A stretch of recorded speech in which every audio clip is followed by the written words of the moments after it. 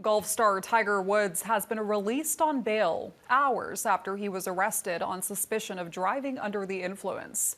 It happened on Friday, not far from his home on Jupiter Island in Florida. Police believe Woods was driving at a high rate of speed and rolled his SUV over as he swerved to avoid another vehicle that was turning ahead of him. I feel so badly. He's got some difficulty. There was an accident, and that's all I know. Very close friend of mine. He's an amazing person, amazing man, but some difficulty.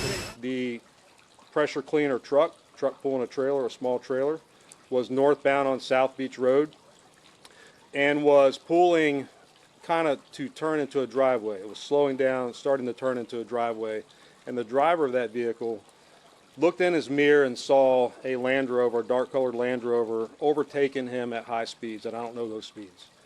The Land Rover kept overtaking him. He saw it coming, so he tried to edge off to the side of the road, but this is a small two-lane road, and there was no shoulder for this pressure cleaner gentleman to get off the side of the road.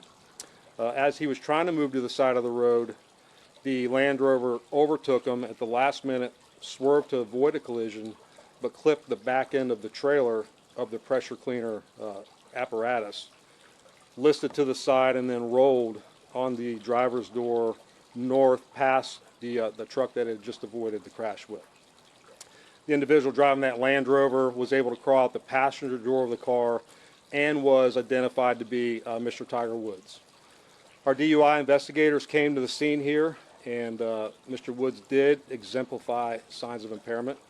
They did several tests on him. Of course, he did explain the injuries and the surgeries that he had. We did take that into account. But they did do some in-depth roadside tests, and when it was determined, he was placed under arrest and taken to the Martin County Jail. At the Martin County Jail, and even on scene, we really weren't suspicious of alcohol being involved in this case, and that proved to be true at the jail. So Mr. Woods did a breathalyzer test, blew triple zeros, but when it came time for us to ask for a urinalysis test, he refused, and so he's been charged with DUI, with property damage, and refusal to submit to a lawful test. In the crash, no one was injured. Mr. Woods did not seem to be injured at all, and the other gentlemen were not injured. He didn't roll completely over. The truck rolled to the driver's door and then just slid northbound up the road. It's a 30-mile-an-hour speed limit. And when I show you the photos, they kind of speak for themselves. You can see where he clipped the back of the trailer. You can see where he rolled. And then as he decelerates, sliding down on the driver's door of the vehicle, you can see that he slid for a pretty decent a space before he came to a stop. He is cooperative, but he was not trying to incriminate himself. So he was careful in what he said and didn't say. And when it came time again for the test, the urine test at the jail, he stopped that. Let me go back to one thing. There is a Florida state statute that requires us to keep people incarcerated for at least 8 hours post a DUI arrest. So he's in our jail. He will be there for at least 8 hours from 3 o'clock for at least 8 hours, and then he'll be released on bond if he posts bond. On scene, we had DRE experts evaluating him, and they believed from on scene that he was not impaired on alcohol. They believed it was some type of medication or drug.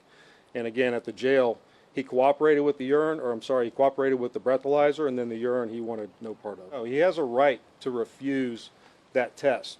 There is a Florida statute which he will be charged with for refusing to take that test, but we will never get definitive results as to what he was impaired on at the time of the crash. We know we arrested a high-profile figure. I'm not trying to dramatize, but it doesn't matter who you are. If you break the law, we're going to follow the law. That's a really easy path to take. Now, as far as being in the jail, we're going to make sure he's safe. We're not going to put him in general population. He's not going to be with other inmates that could hurt him or try to capitalize on what he did.